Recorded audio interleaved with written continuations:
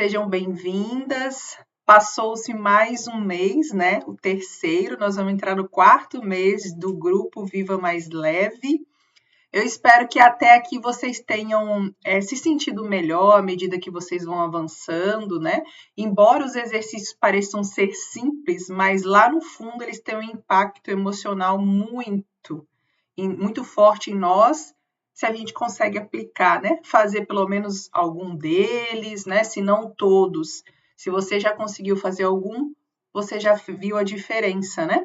E à medida que você vai avançando, você vai sentir mais diferença ainda. E esse mês, nós abordamos dentro do grupo as 4 leis sistêmicas.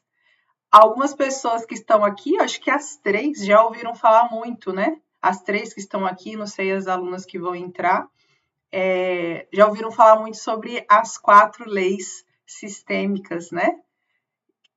São leis que na abordagem sistêmica nós usamos, né? Nos atendimentos, os terapeutas que fazem constelação familiar, eles usam, né? Essas leis para poder constelar. Eu que faço exercício sistêmico, eu busco usar essas leis dentro dos exercícios. Então, sejam bem-vindas a mais uma aula ao vivo, né, de resumo do mês, mas, gente, sempre que eu falo aqui, né, que eu vou fazer um resumo, eu entrego mais, né? Hoje eu estava preparando a aula e veio tanta coisa na minha cabeça, mas eu falei, não, bom, calma, Viviana, a gente tem que ir devagar, porque não dá para a gente explicar tudo em uma aula, né? E aí vem mais coisas na minha mente que eu tenho como projeto no futuro. Bom, vamos falar então sobre as 4 leis sistêmicas, né? Nós aplicamos essas leis, os terapeutas sistêmicos, nas suas abordagens. E a gente chama essas leis de leis do amor ou leis da vida, leis da ordem. Então, vocês vão ouvir falar um pouco sobre, às vezes, esses 3 termos, né? Ordens do amor, leis da vida. E como que foram descobertas essas leis, né?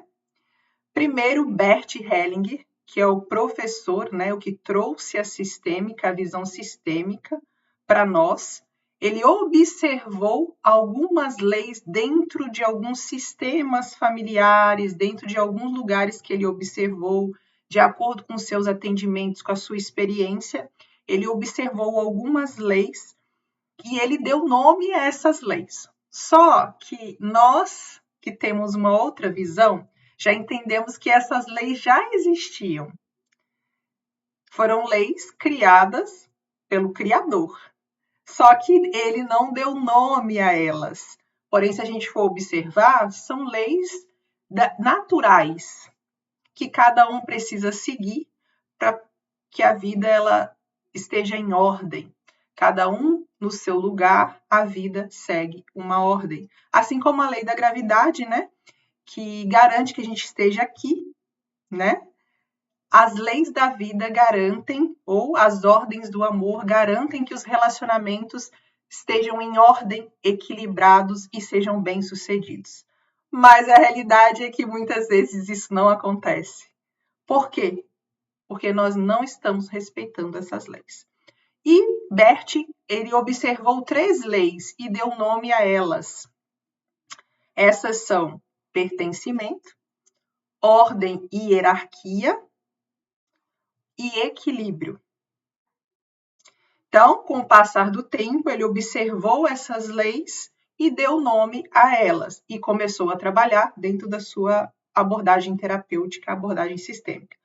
Só que aí teve um outro professor de sistêmica, o Dr. Fernando de Freitas, que ao atender os seus pacientes, ele observou uma outra lei, que não só tem a ver com o sistema familiar, mas ele observou que havia algo que causava conflitos entre as pessoas, as relações e também dentro das famílias. E aí ele introduziu dentro da sua abordagem também, que é a sistêmica, uma 4ª lei, tempo e espaço.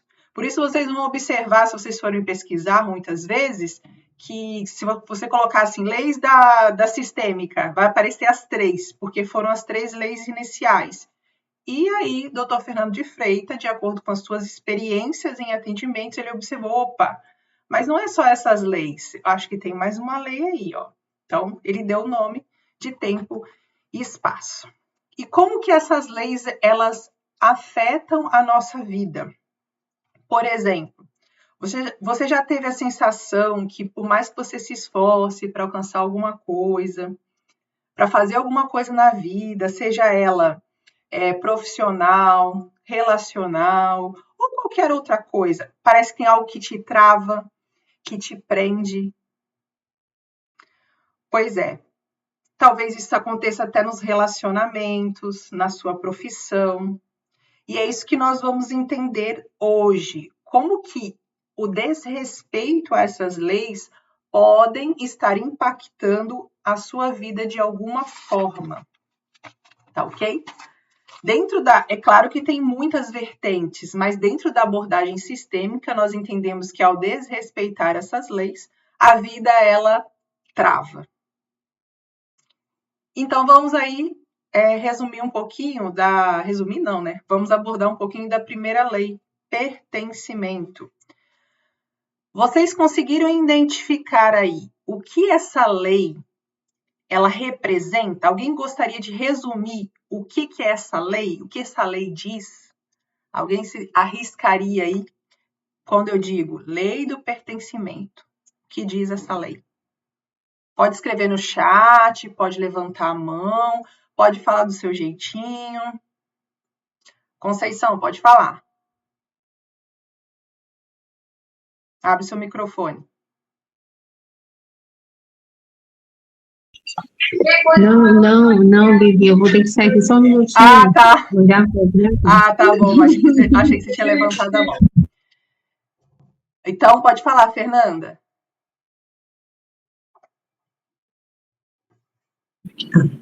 Pertencimento, pertencer a um grupo, a um lugar, né? Pertencer a algum lugar, sentir parte de alguma coisa, né? Ótimo, ótima explicação. Isso aí, se sentir parte. Resumidamente, essa lei diz que quem pertence, pertence e ponto. Não tem como excluir essa pessoa. Ela faz parte, como a Fernanda disse, né? Essa pessoa que está dentro do seu sistema, ela pertence a esse sistema, independente do que ela tenha feito, não tem como excluir essa pessoa. Aí muitos podem dizer: meu pai e minha mãe não me criou.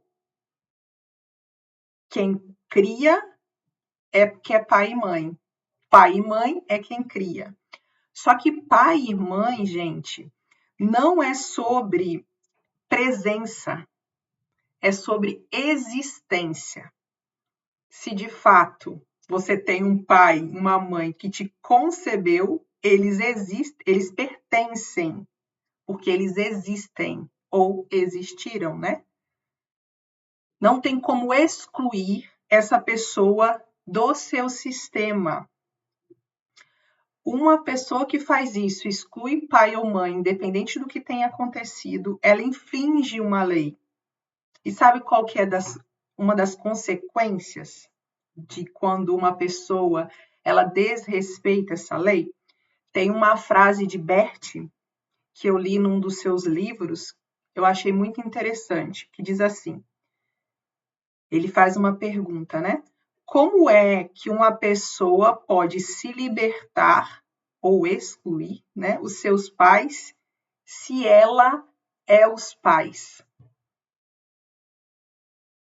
Nós não somos 50% pai e 50% mãe?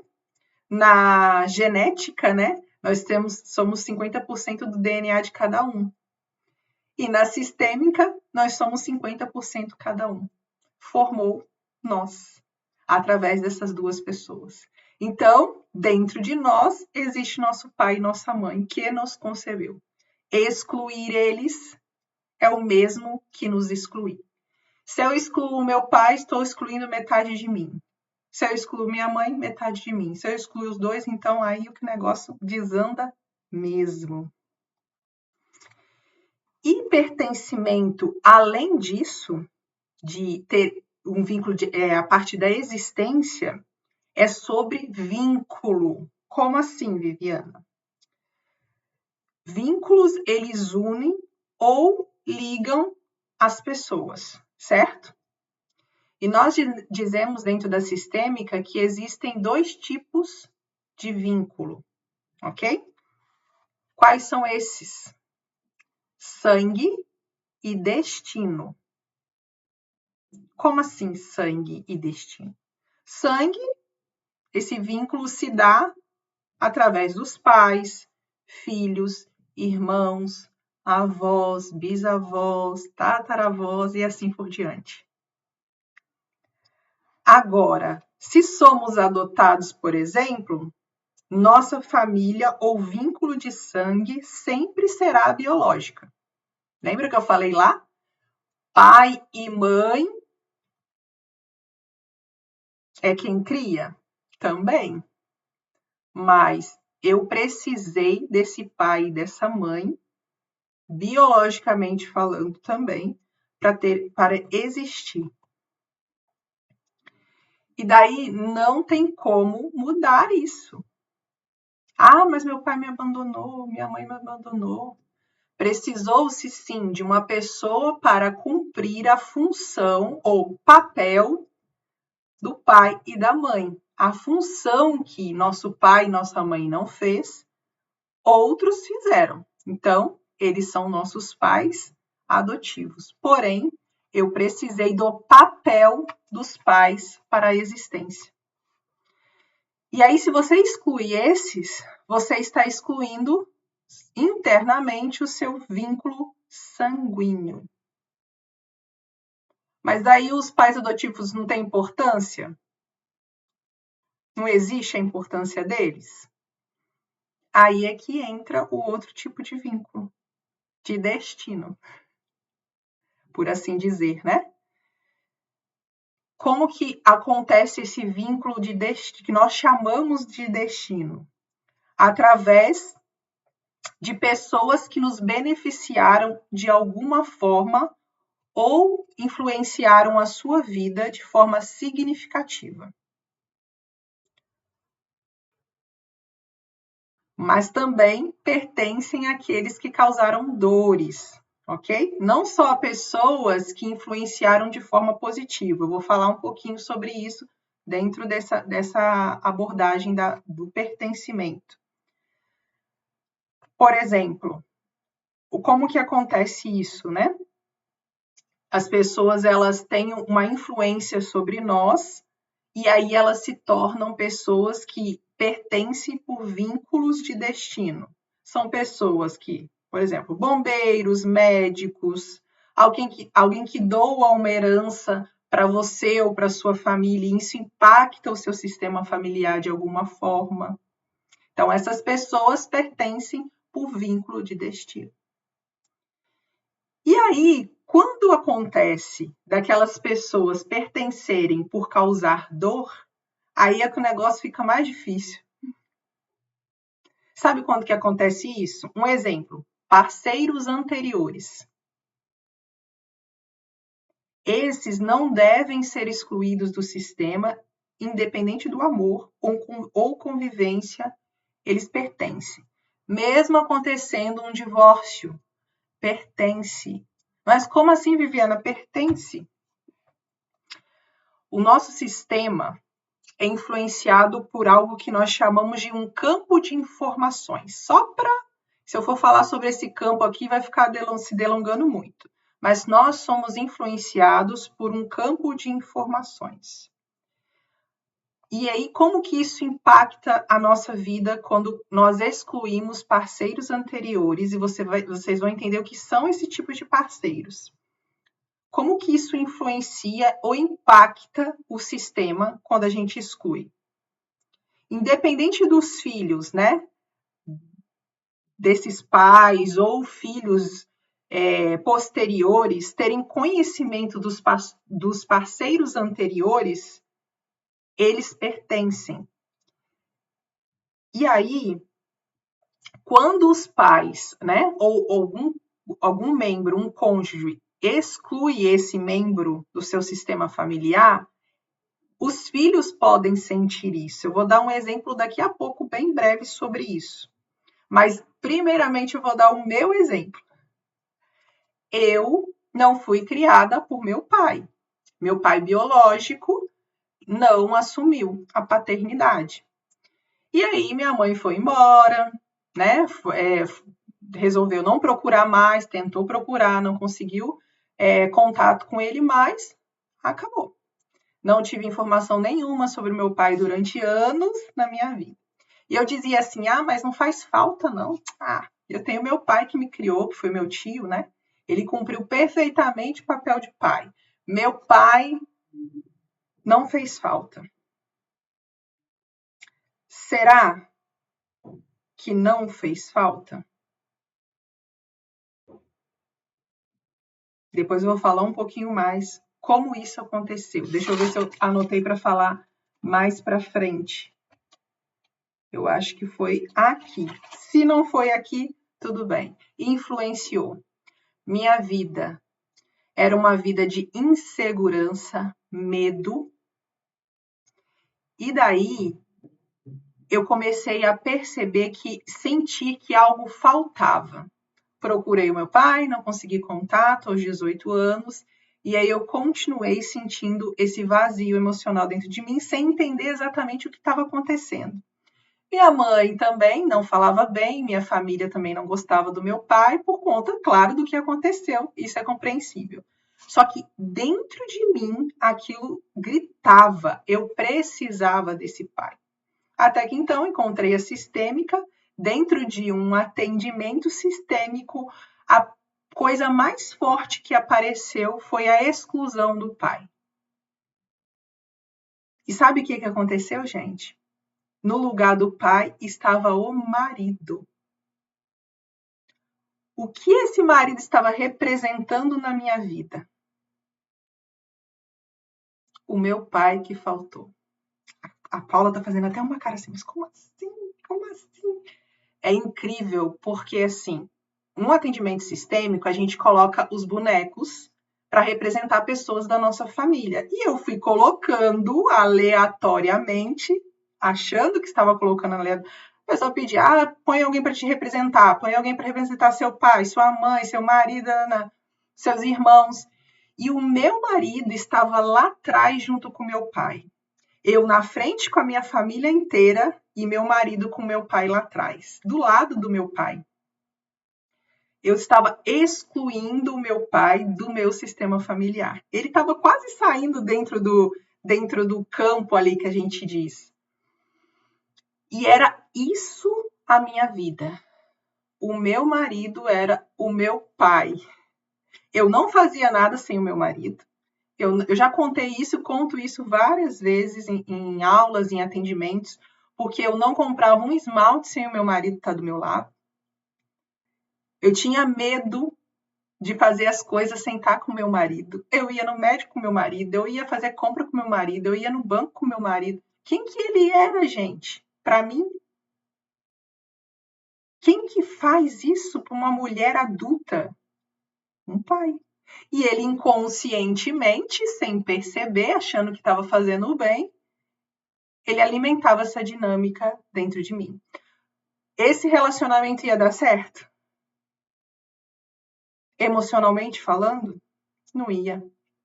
Porque um pai não tem relacionamento com o filho. E aí, quando eu enxerguei isso, eu pude voltar para o meu lugar de esposa. Vez ou outra, na minha mente, eu ainda quero voltar para esse lugar. Só que hoje eu sei que isso causa distanciamento no relacionamento. Eu vou mostrar, tentar compartilhar com vocês uma tela aqui rapidinho, de um caso também muito interessante, que vai exemplificar isso para vocês. Vou tentar compartilhar a tela com vocês aqui, tá? Deixa eu ver se eu consigo. Deixa eu ver, ecrã. Acho que eu não vou conseguir.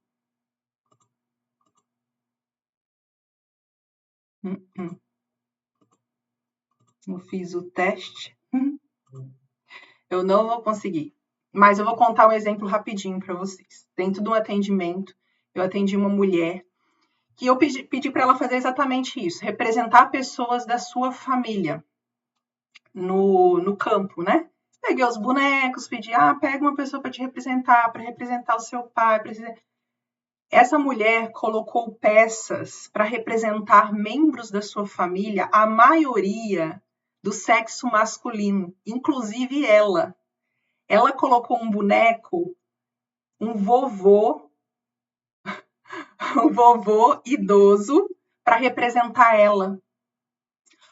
O correto, qual que é o correto, gente? Eu tenho 2 bonecos dentro de um lugar. E aí eu tenho essa opção e essa opção. A cliente pede para escolher uma peça assim para representar ela. Tá vendo que isso aqui é um vovô? Um homem? Tá vendo? Tá vendo, gente? Ela pede para representar. Eu tenho essa opção, eu tenho essa opção, que é uma vovó, e tenho mais essa opção, e ela escolhe isso aqui para representar ela. Daí eu peço para ela trouxe a queixa do medo, da insegurança, mesma coisa que eu. Aí ela pede para representar como medo e insegurança, pede para colocar essa peça aqui, ó. Sabe o que isso aqui representa dentro da nossa abordagem? A masculinidade, o masculino. Sabe o que aconteceu na vida dessa mulher? Até arrepio de falar. Ela perdeu o pai aos 2 anos de idade. Ela não conseguia firmar relacionamentos, porque ela disse que ela se doava demais, e os relacionamentos acabavam. Ela projetava nos parceiros a falta do pai. E nunca dava certo. Ou ela atraía pessoas que não correspondiam a ela, ou ela se doava demais para tentar recuperar e alcançar o amor do pai que ela sentiu que faltou. E para ela resumidamente, para ela fez muito sentido o exercício, o atendimento, e ela entendeu que o medo e a insegurança dela estavam ligados à falta do pai. E como que ela excluía esse pai do sistema? Ela não sabe nada da família, ela não sabe nada do pai, ela não procura saber, ela tem uma revolta do que aconteceu. E como que uma pessoa que exclui o pai, que é a força do masculino, que é aquele que impulsiona você para tomar decisões, para arriscar, para fazer coisas diferentes na vida, como que excluindo isso dela, ela vai prosperar, vencer o medo e a insegurança? Então, resumidamente, essa é uma das formas de autossabotagem que acontece dentro das nossas dinâmicas, dentro do nosso sistema e dentro da nossa vida, por conta de exclusão. Claro que pode ter resultados diferentes dentro do atendimento, mas no caso dessa mulher, a falta do pai é a causa do medo e insegurança dela. E aí, voltando para os relacionamentos. Quando nós, tivemos, por exemplo, se alguém tem um relacionamento com alguém e ela termina esse relacionamento e exclui essa pessoa, de alguma forma o seu sistema ele vai ser bagunçado e isso vai ser trazido à tona. Isso acontece, gente, não com vínculo casual, uma pessoa que tem um relacionamento de pouco tempo, não se encaixa aqui. Mas um vínculo forte, um relacionamento forte, independente se tenha filhos ou não. Por exemplo, como que isso acontece muitas vezes de uma pessoa excluir alguém que foi o seu antigo parceiro? Ela fala assim, nem eu, nem meu marido pode ouvir o nome do falecido. Não é assim que às vezes o falecido lá, Deus que me livre. Não importa, gente. O parceiro anterior lhe pertence. O fato de negar esse pertencimento pode trazer consequências para o seu relacionamento, inclusive para os filhos. O que acontecia comigo? A minha mãe, ela excluía por conta da dor que o meu pai causou nela. Só que ao excluir o meu pai, inconscientemente ela impediu a minha aproximação dele. E de alguma forma eu trouxe isso para o sistema.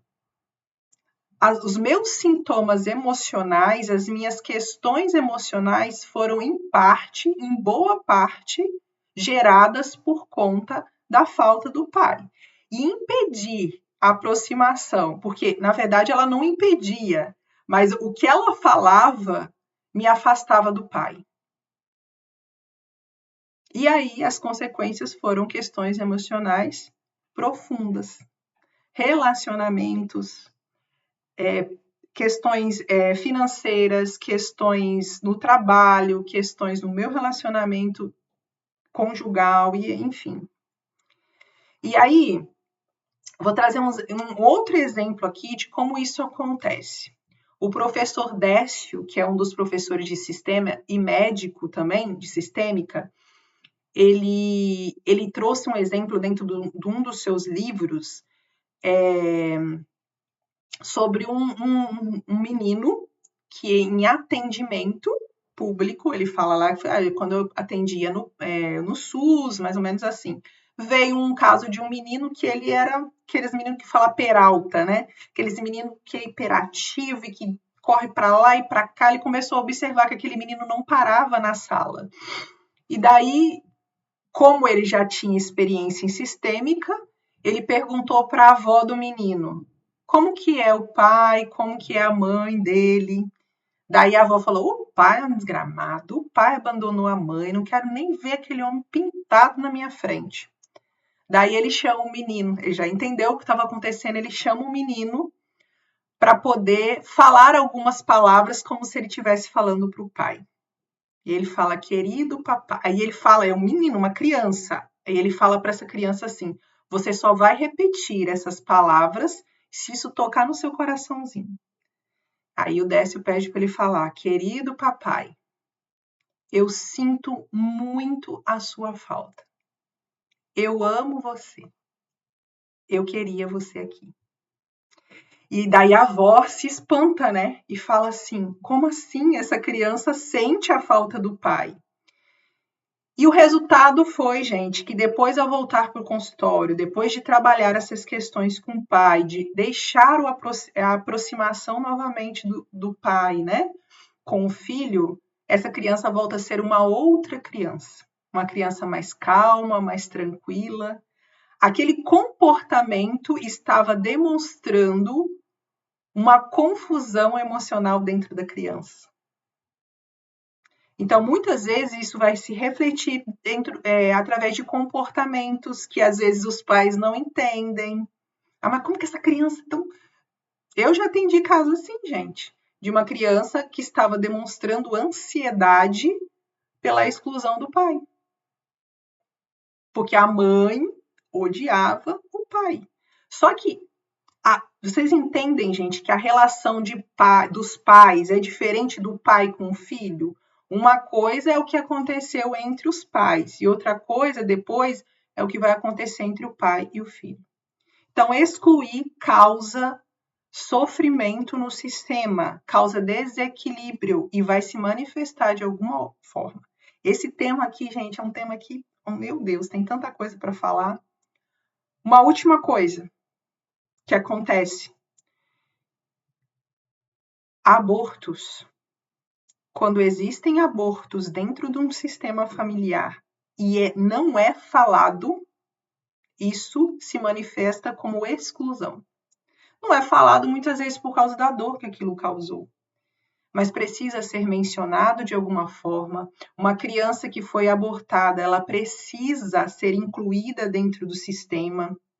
Sabe como isso se manifesta em desordem quando não é incluído um aborto dentro do sistema? O que acontece? Um filho que vem depois, ele toma o lugar desse que veio primeiro. Não tem uma ordem, sempre que a gente fala dentro da família, seu irmão mais velho tem que ter mais respeito. Não é assim que acontece? Então, se um segundo filho está no lugar de primeiro, está errado, ele vai sentir de alguma forma. Ele passou por aquela gestação também, ele passou por aquele útero, ele sente o que aconteceu. Tem informações ali. Então, não adianta excluir, tem que ser falado. E aí, se isso não é falado, vai sobrecarregar essa criança ou esse filho posterior que veio depois de alguma forma. E isso acontece. Tem vários tipos de exclusão. E aí, eu descobri depois que eu estava excluindo meu pai, que eu precisava recriar esse vínculo. Meu pai, infelizmente, faleceu. Nós não tivemos contato. Faleceu pouco depois de eu entender sobre sistêmica.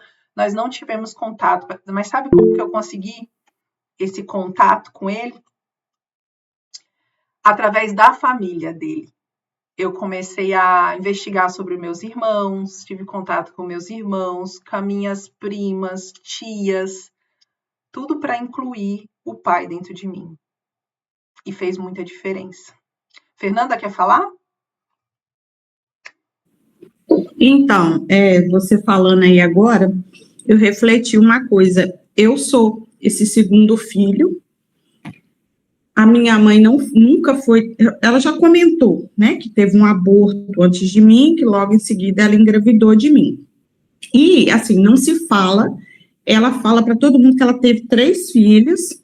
Aí, depois que eu passei pela constelação, a Daiane, na época, abordou rapidamente esse assunto, porque ela falou assim, né, o ponto não é esse. No dia, né, a questão que eu levei para ela. Aí ela falou que... Aí ela até falou disso, ela falou assim, sua mãe não fala, né, ela até explicou o que você explicou agora. Uhum. E até hoje, mesmo eu conversando com a minha mãe um pouco depois disso, sobre isso, que ela não deveria excluir, até mesmo por causa da questão que a gente tem conhecimento da ressurreição, eu falei com ela, o que você vai fazer com esse filho no novo mundo? Já que você fala que só teve 3, você vai continuar negando a existência dele lá, porque ele vai ser, se ele for ressuscitado, e provavelmente será, o que você vai fazer com ele lá? Falei assim com ela, né? E ela continua batendo na tecla até hoje, que, né, que tem 3 filhos, porque na cabeça dela, aquele que morreu, não existe, mas não conta.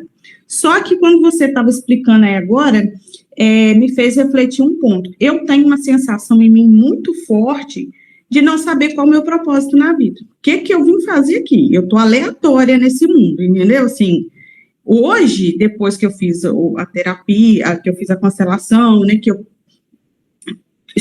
tenho estudado sobre o assunto, assim, já melhorou. Mas era assim, sempre foi uma sensação muito grande de vazio, de não saber o meu lugar nesse mundo. Para que eu, né, que eu vim aqui, né? Então, assim, é uma sensação muito estranha mesmo, que eu sinto, justamente por isso, por causa desse assunto nunca ter sido falado, né? É um tabu, porque na minha família tem coisas que é varrida para debaixo do tapete, nunca existiu, e não adianta você falar que vira briga. Entendeu? Então, assim, e isso realmente faz muito mal para a gente que vem depois, diante dessa situação. Sim. Impacta, né, Fernanda? Não tem jeito. É uma lei, né? Precisa estar em ordem para poder ser leve. Uma coisa que eu falo para você, então. A mãe, você não vai mudar. Dentro de você, você inclua esse irmão. Quando você falar sobre, inclua. Somos em 4. Não precisa nem te explicar. Um morreu, não precisa. O falar não é sobre contar a história. Porque para sua mãe, às vezes, vai ser muito dolorido. Porque só ela sabe a dor que ela passou. Então, mexer na ferida dói nela. Só que aí, você pode fazer a sua parte incluindo dessa forma.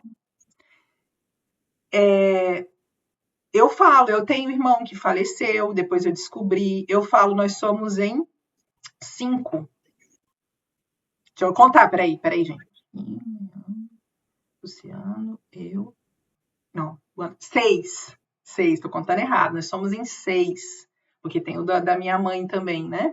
E do meu pai, são 4 irmãos, mais um da minha mãe. Então, assim, eu sempre falo dos 6. né? Eu conto ali, eu tenho o Marquinho, eu tenho o Leandro, eu tenho o Luciano, eu tenho a Luana e tenho o Edwin. E tenho os meus irmãos que são de vínculo de destino, né? Que são Alexandre, Carlos Henrique e Edson Júnior. Então, na verdade, são 6, 7, 8, 9. Então, gente, é importantíssimo a gente fazer a nossa parte, né? Então, faça isso, Fê. Próxima vez, inclua. Né? Não precisa explicar que um morreu, um foi aborto, né? Somos em 4. Se alguém perguntar, mas e o outro? Eu não conheço, aí você pode, um é falecido. Entende? Isso vai te ajudar a acalmar isso dentro de você, a incluir esse irmão dentro de você. E você é a segunda, né? Isso aí. Entendemos esse tema aqui, gente? Agora vamos para o segundo. Se vocês tiverem alguma dúvida, fala no final aí, que tem muita coisa para abordar. Ordem e hierarquia. A segunda lei é a lei da ordem e hierarquia. O que diz essa lei? Já ouviram falar? Ordem e hierarquia? Já, né? Já comigo vocês já ouviram falar. Simplesmente e resumidamente, essa lei diz que quem veio primeiro é maior, quem veio depois é menor e ponto. Não tem como alterar essa ordem. Ou querer ficar ou ocupar o lugar de alguém maior sem sofrer as consequências. E é isso que a gente vê dentro dos sistemas familiares. Pessoas ocupando lugares de alguém maior dentro do seu sistema. Como que isso acontece? Como que a pessoa é prejudicada por ocupar o lugar de outra pessoa que é maior? Ou sair do seu próprio lugar e deixar que outros ocupem o lugar dela? Muitas vezes, os que vêm depois, eles se sentem compelidos a atuar como se fossem melhores do que os anteriores. Como que isso acontece? Na esperança de ajudar, puxando ou tomando para si uma responsabilidade que não é sua, eles tentam solucionar um problema que não é seu. E como que isso acontece na prática?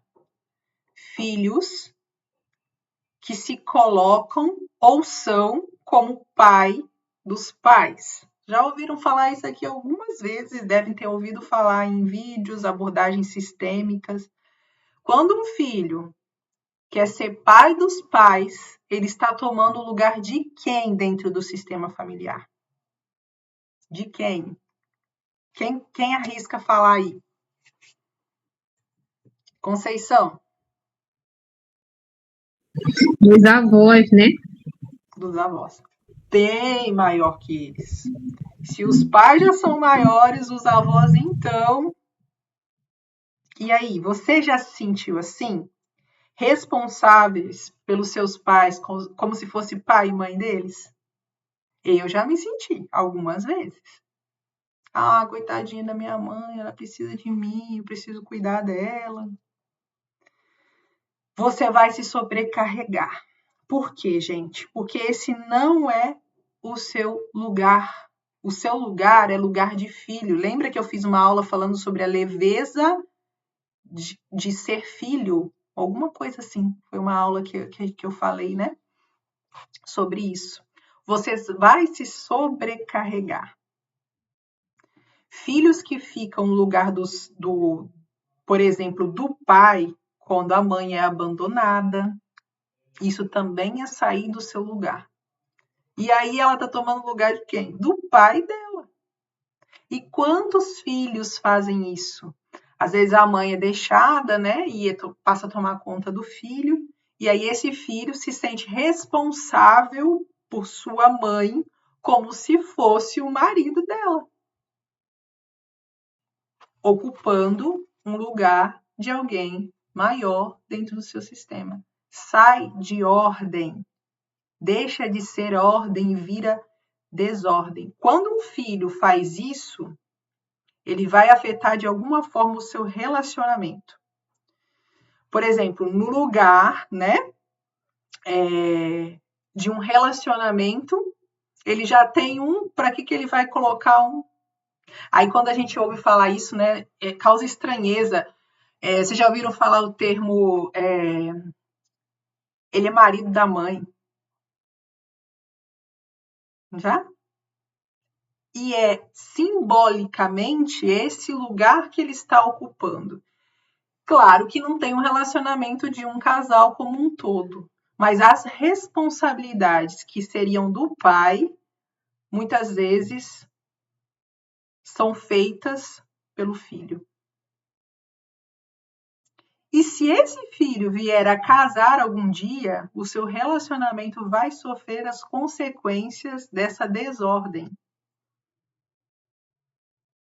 Acontece também de filhos que tentam ser ou estão no lugar dos pais dos seus próprios irmãos. Mas voltando para o relacionamento, né, ou um filho, por exemplo, que se sente responsável ali pela mãe, como se fosse o pai dele, olha o que acontece. Vou exemplificar aqui com os bonecos. É um exemplo, tá? Não é constelação, não é nada, não. É só um exemplo. Vou colocar aqui um homenzinho, né? O homenzinho tá aqui, né? Aí, a esposa... Não, vou colocar a esposa amarelinha. Tá conseguindo ver aí, gente? Ele tá aqui.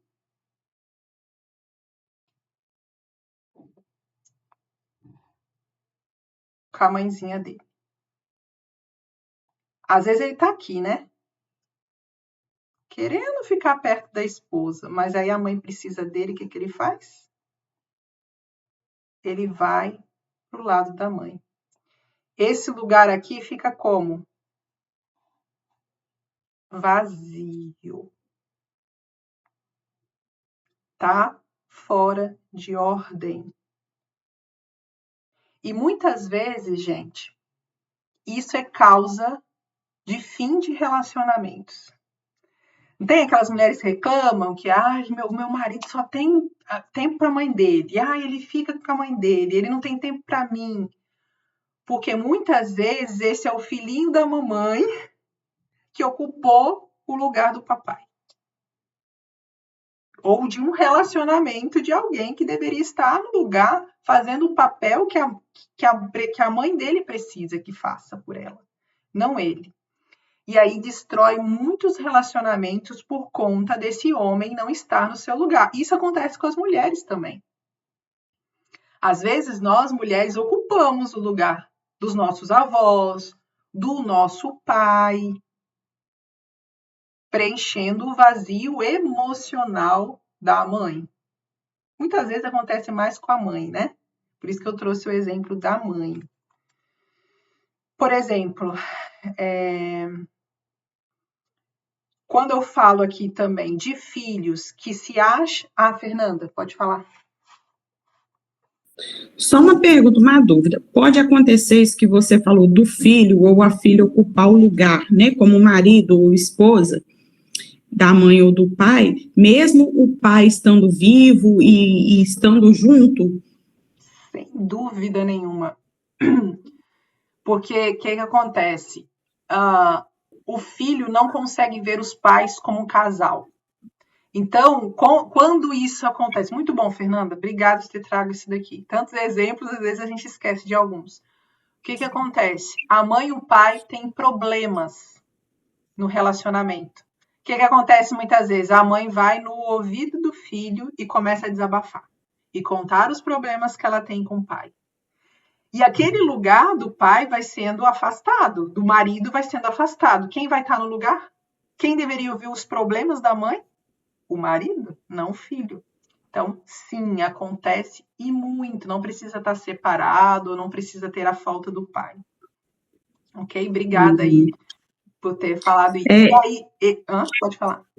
Eu fiquei na dúvida porque eu conheço uma pessoa que é casada e ela reclama disso, que o marido, ele é totalmente dependente dos pais, mas principalmente da mãe, e que ele não é proativo no relacionamento, que ela acaba tendo que ser o homem, tomar a frente de tudo, porque o marido, tudo que vai fazer, precisa de ter o aval da mãe ou do pai, principalmente da mãe, para poder agir na vida. E não age, deixa sempre para o pai ou a mãe resolver, muito mais a mãe do que o pai até. É o filhinho da mamãe, né? É isso aí, vai Depois que eu fiquei curiosa. Vai atrair mulheres fortes, e um homem, se tem uma mulher forte, ele também não vai para a vida, porque a mulher já está fazendo o papel dele. Né? Aí Isso, aí precisa os dois olhar. Por isso que a gente não pode, né, sempre só olhar para um lado. Ele tem a questão dele, mas ele atraiu para a vida dele uma mulher forte. No caso, o que ela vai fazer, o que a mãe dele faz, a mãe dele resolve. Aí, se a mãe não resolver, ela vai resolver, porque ela resolve. Eu já falei, numa conversa com ela, eu falei, deixa ele resolver, mas ela não consegue. Ela falou, eu não consigo.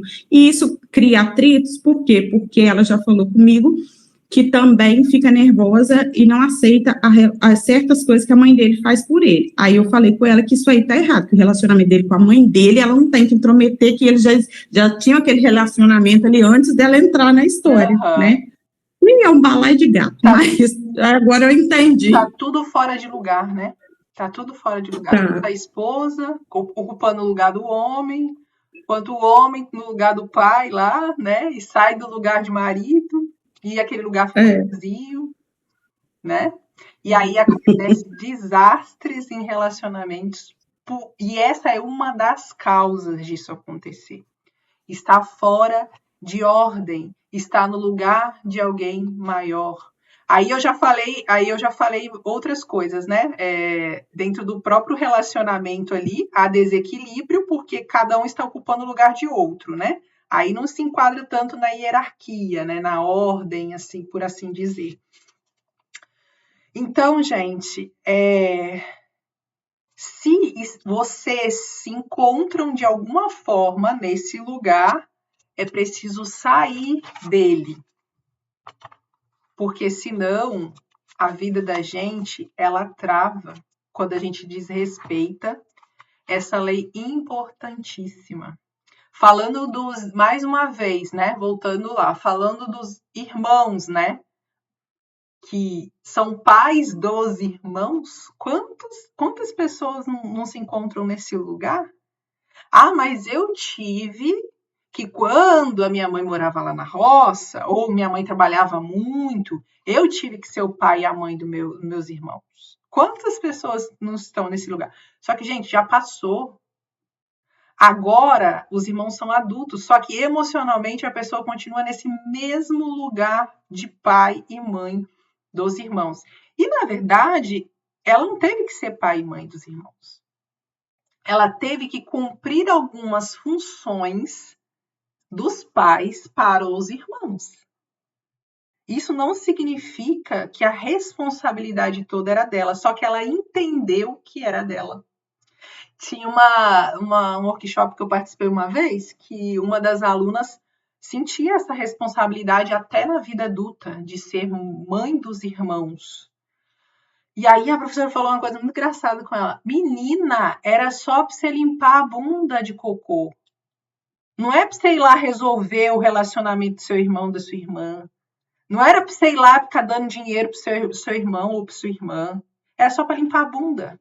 Você não entendeu isso, menina? Ela saiu do lugar porque ela interpretou que ela precisava ser o pai e a mãe dos seus irmãos. E isso é pesado. Uma pessoa que faz isso muitas vezes não consegue ser mãe, porque ela já tem filhos. Ela já se sente responsável por algumas pessoas.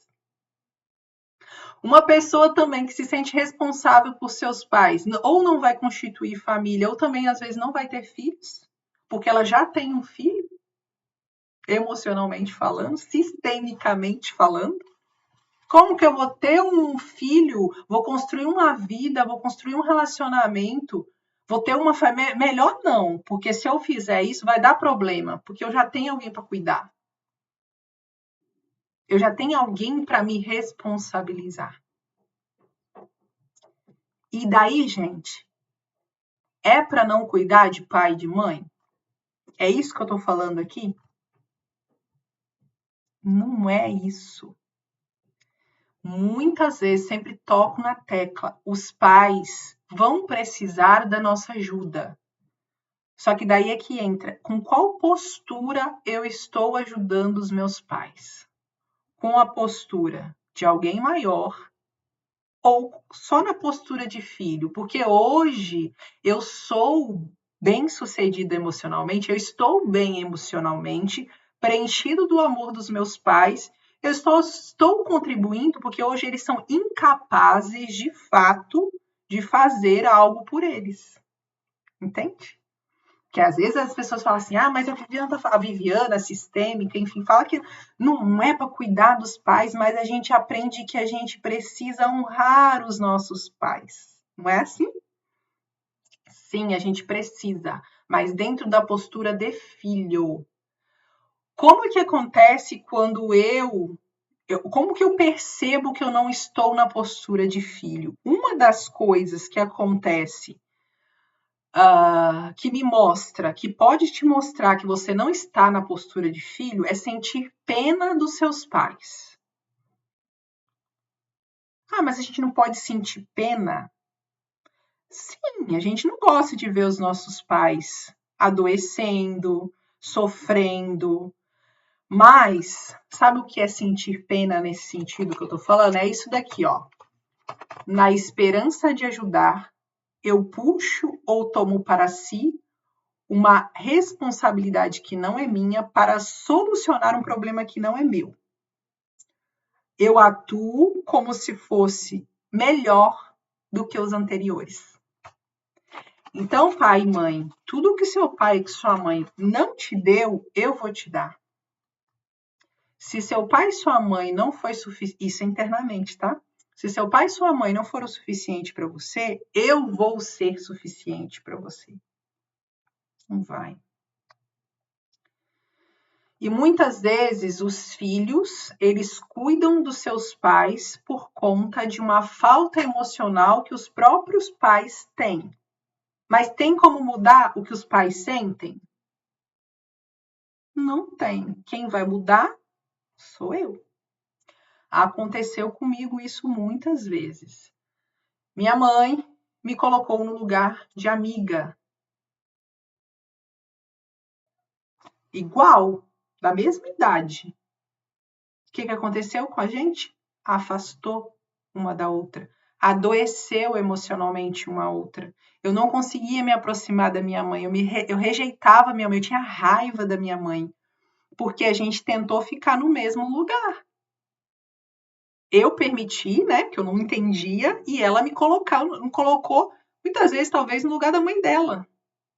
Porque ela sentia a falta dessa mãe.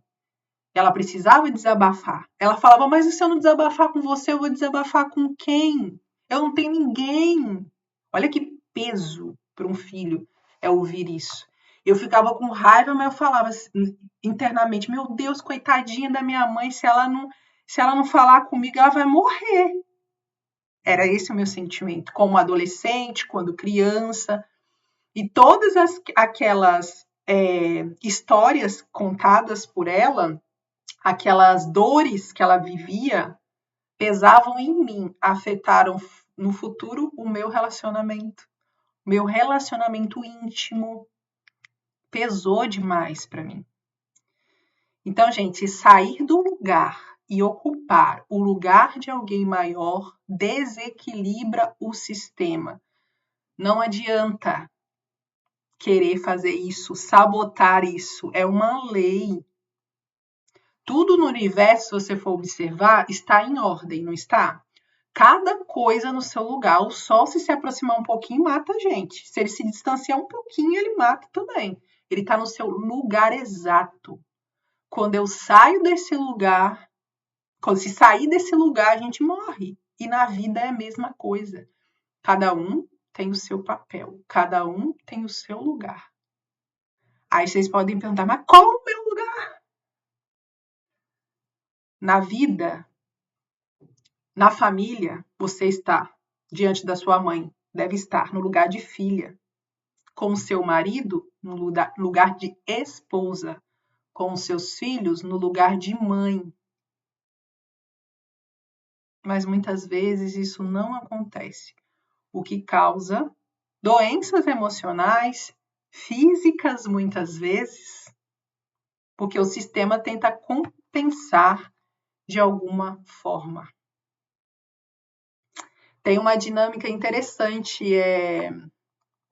em workshop, eu tentei assim achar essa dinâmica, gente, de todas as formas em algum vídeo para mostrar para vocês, mas não é gravada essa dinâmica, tem que ser ao vivo, porque ela é muito boa.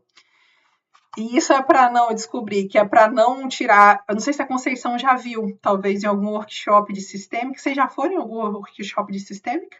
Não, né? Se um dia vocês forem no meu, quem sabe, vocês vão ver essa dinâmica, mas é bem interessante. Colocam-se os participantes em seus lugares. E aí ele tem que sair do seu lugar e só pode voltar depois que ele tira o outro. E assim sucessivamente, as 4 pessoas. Mas sabe qual que seria o resultado, a ordem disso? Aí eles tentam ficar lutando um com o outro e fica tentando ocupar o lugar do outro, puxar o outro. Ela fala assim, você só pode voltar para o seu lugar depois que você tira o outro. E o outro também, você só pode voltar para o seu lugar depois que você tira o outro. A ordem se daria se cada um simplesmente ficasse no seu lugar. Se algum deles decidisse, não, eu vou ficar no meu lugar. Para mim ficar no meu lugar, é só eu parar e ficar aqui. Eu não preciso ir lá buscar o outro do lugar dele. É só eu ficar aqui. Entende? Então, muitas vezes, nos almoços em família, o que acontece as brigas? Porque um quer ocupar o lugar do outro. Eu saio daqui do meu lugarzinho, ó, e vou lá se meter na vida do outro. O outro quer se meter na vida, quer dar uma opinião que não é solicitada. Saiu de lugar. Sobre isso, eu vou falar um pouquinho mais nas outras ordens, que eu acho que vai se encaixar mais ainda nas outras ordens. Eu espero que tenha trago bastante insights aí para vocês. Dentro só dessas 2 leis aí já deu mais de 1 hora de aula. Então, se eu fosse abordar mais as 2, aqui tá bem grande aqui, ó. Eu acho que daria mais, porque tem mais umas 1, 2, 3, 4 folhas quase das próximas aulas, tá bom? Então, ó, topam fazer isso? Das próximas aulas eu fazer em outro dia? O que vai acontecer? O próximo tema do mês eu já vou começar a colocar amanhã. Nós vamos falar sobre triângulo dramático. Algumas de vocês já ouviram esse termo e como esse triângulo ele existe, como ele afeta nossos relacionamentos também. Então, dentro desse mês, quinta-feira, eu já vou começar a passar o exercício, tá? O primeiro vai ser bem simples, o exercício. Os próximos que vão ser um pouco mais abordados ali, um pouco mais profundo, tá? Aí eu vou fazer aquela introdução que eu faço em áudio ou em vídeo. E no final do mês eu vou dar a aula resumo sobre o triângulo dramático. Mas aí eu vou pensar um outro dia da semana para incluir, talvez na terça que vem ou na outra terça, as 2 últimas leis, tá bom? Para a gente abordar com mais calma. Tem dúvidas? Não?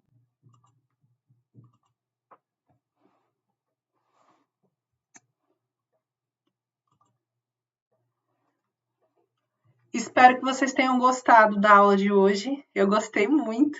Gostei muito de falar mais sobre esse tema. Toda vez que eu falo sobre um tema, eu aprofundo em mim também isso, né? Eu fiquei horas aqui preparando essa aula e espero que tenha ajudado vocês de alguma forma aí. Se vocês tiverem alguma dúvida, podem me falar depois.